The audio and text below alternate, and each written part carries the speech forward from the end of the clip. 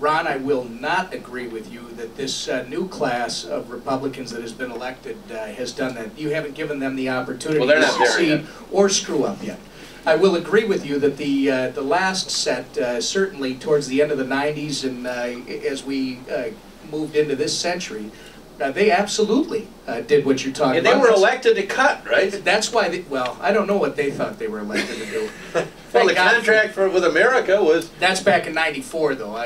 You know, as we You're moved talking about away the from later it, one. I am. As it's clear that after the contract with America, it started out all right. You know, that's why I love, boy, President Clinton did a great job, huh?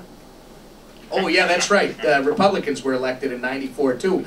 Everybody gets to take a little credit, and everybody should take some of the blame, but those Republicans that you're talking about in the late 90s, I mean, it really got out of hand. So are you confident, in other words, I spent enough time in Washington that one of the things that happens, as soon as you get elected, you got all of these people in your district who want this, and this, and this, and this, and very few politicians go back to their district and said, look at all the things I took from you. Vote for me. I took this away from you. I took this away from you. It's the natural way that Washington works. Are you confident, Tom? And you're right, the new class doesn't take over until January. But I have seen it year after year after year, and I did work in Washington a number of years. It actually makes you sick to your stomach what this sort of Washington flu. Are you confident that's going to change? I'm confident that we're going to give the next class the opportunity to show us they can. I mean, you ignore some folks, and I don't mean this in a negative fashion, even though it sounds like that, like John Klein, who says, I'm not going to do the pork barrel stuff, and then he gets criticized, right? I think there is a movement coming, and it goes back to what Chris Baker asked earlier with the new media. People are a lot more sophisticated. Why? Because they're angry and they're scared. And they're paying closer attention to what people are doing with their bank, with their piggy bank in Washington, with their kids' future. So, you know, let's give this next group. They were elected by an electorate that is going to be paying attention. And it's not going to be a matter of Republican or Democrat. It's going to be a matter of, are you going to listen to us and are you going to serve us? And what you brought up earlier that you both of us agree on, it's got to be about streamlining and reducing the size of government before we just keep reaching into your pocket and taking more. Are you confident that's going to happen on the state level? Again, it goes back to my earlier question, but it almost seems like this country, and your election is a perfect example, almost split in half, that people are looking at a different kind of country depending where they come from. It almost like these people are looking at this picture, this group of people, and I think we've got that now with the Democratic governor and a Republican legislature. Well, I'm confident that if the legislature does not do what the average family in this state is doing, which is cutting back, making sure that they pay for their necessities, trying to get by, if they don't start doing that with government, they too will be packing their bags. I think when Chris says don't empty your boxes too quick, yeah. I mean, that's why. I told Chris earlier today, we were talking, the new legislature in the state of Minnesota, the new leadership, they should govern as though they only are going to have the job for 2 years.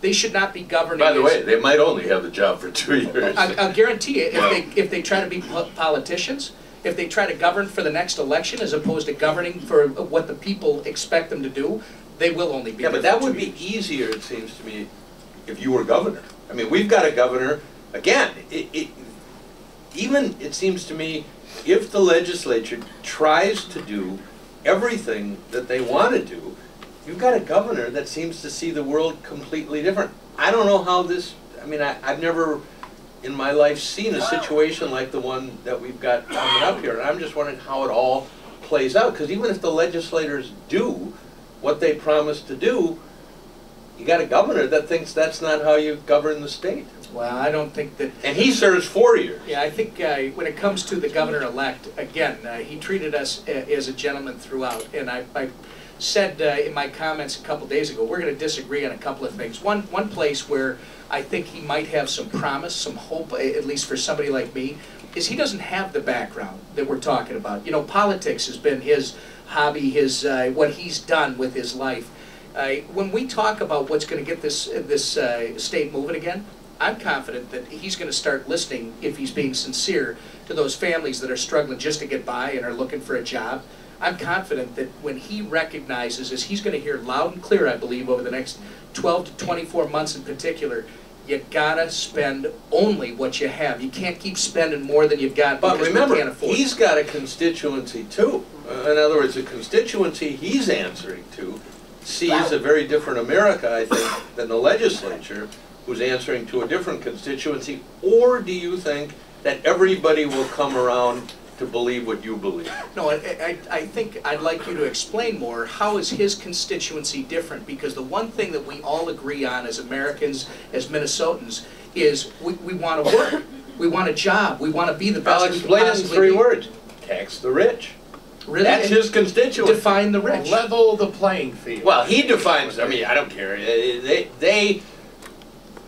There is a belief among these people that if you make over a certain amount of money, whatever it is, I don't know, it's $250,000, $150,000, $500,000, but he was not elected on the same kind of platform the Republicans were. I mean, it seems to me maybe you believe, and maybe you're right, that he's going to see the world the way these people do, but I don't think that's his constituency. Well, and I would, I'm trying Otherwise, well, why did you have an election? I mean, you guys, nobody said, let's see, you know, Tom Emmer and Mark Dayton, they're about the same. I'm not really sure which one I'm going to vote for. They both want the same kind of thing. I mean, Tom, this was as clear a choice, at least it seemed to me, as we've had in a governor's race. I would agree with Ron as a guy who had to sit here and cover this thing. You know, he had a very base. His message was base. We're going to tax the rich. Done. That was it. That was all that guy ever said. I mean, we tried to get him on the show. He never would. Did he ever say anything about me, by the way? Did he ever say that bacon thing? He said to me he thought you were very rich. Oh, that's why No, he wouldn't talk to me either, so I can't tell you. He told me never to tell you what he said about you. I'm glad to hear that.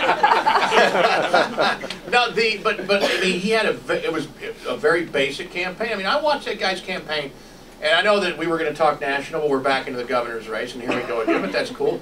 I watched a guy run a race on a slogan of "We're going to tax the rich." You know, we're going to make people pay their fair share. And amongst his constituency, what I saw was that they believe that people should only be allowed to make and keep a certain amount of money. And anything above that needs to be fairly distributed to those who have not won life's lottery. And I mean, you should see the emails I got from people. And you know, because when I would criticize that ideology, oh man, how much do you need? How big does your house need to be? I mean, he seems to have been supported not only by just your plain old lifelong Democrat who'd vote for a Democrat even if it was Satan just because it's a Democrat, but by people who believe that income should be limited, that income is not earned, that it's distributed, and that people actually have a limit as to how much money that they need or they should be allowed to have. And that's what I think, you know, is what Ron's saying over here. He's got people who voted for him who were going to expect him to make things quote-unquote more fair. Well, there. I think I've put that in perspective. But that's what scares me about that guy, and what scares me about these people in Washington who are running around and they're saying, you know, we're going to make things fair, and capitalism is good if everybody can benefit. You know, you get that group talk that you know, it's what's best for the whole, from each according to his ability, to each according to their needs.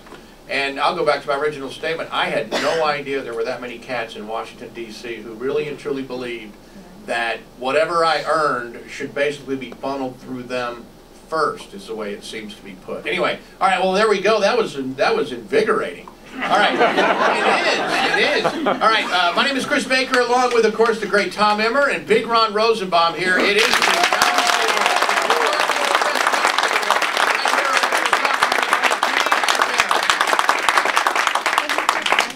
okay, 12 minutes. All right, very good. All right, here we go. Here we go in 3, 2, 1. We are back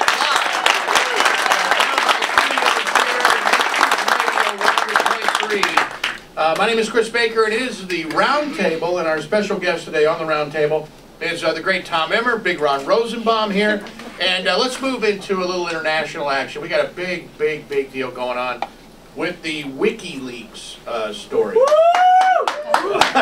Excited about the WikiLeaks. Julian Assange. Is that how I say that, by the way? Assange. Assange. It sounds like he's a fragrance, not a guy. I wear Assange. Or nothing at all. So here's a guy who, I gotta tell you, I'm back and forth over whether this guy is an enemy dirtbag, which I'm more, tilted into that arena, or is the guy a whistleblower? Because in many of the documents that this guy has released, and of course I haven't seen them all, there's some really valuable information there that I'm really glad I now know. Like, what kind of idiots I got conducting foreign policy, I guess. Yeah. The Like first we didn't part know of that it, before? well, I kind of had an idea.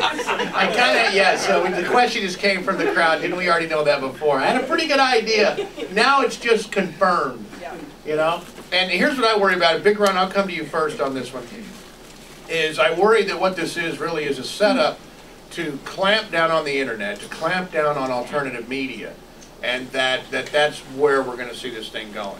Well, it's interesting. I've heard people talk about Assange all the way from he should be summarily executed and tortured to some conservatives who say, you know what, I'm glad that this guy is doing to the government what the government has done to its own people for years. In other words, the government spies on people, the government monitors the internet, the government does this, the government does that.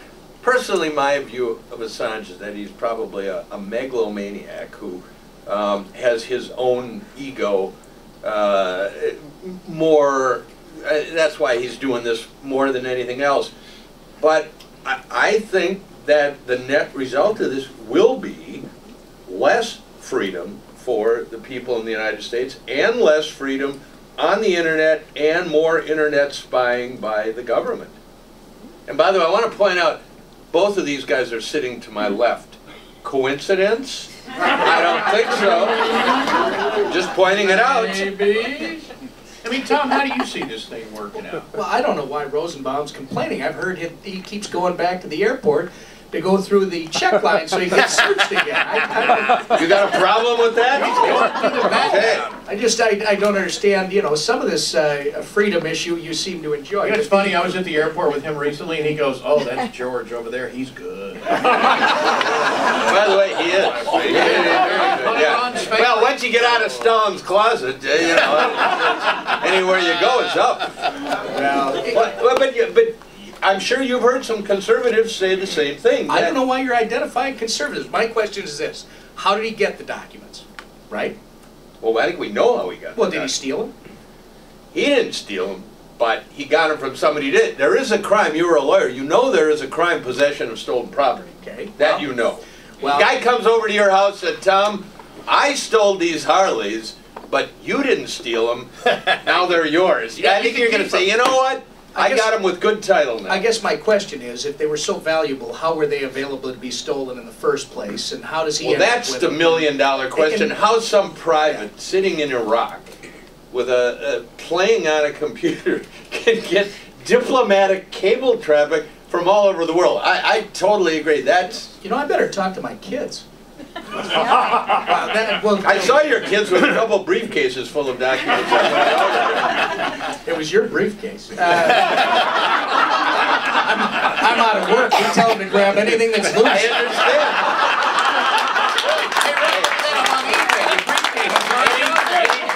The storm, I'm not knocking it, but remember, me and your son had the best summer of our lives. Coincidence? I don't think so. Jackie, I think there's going to be a background check on Rosenbaum. Yeah.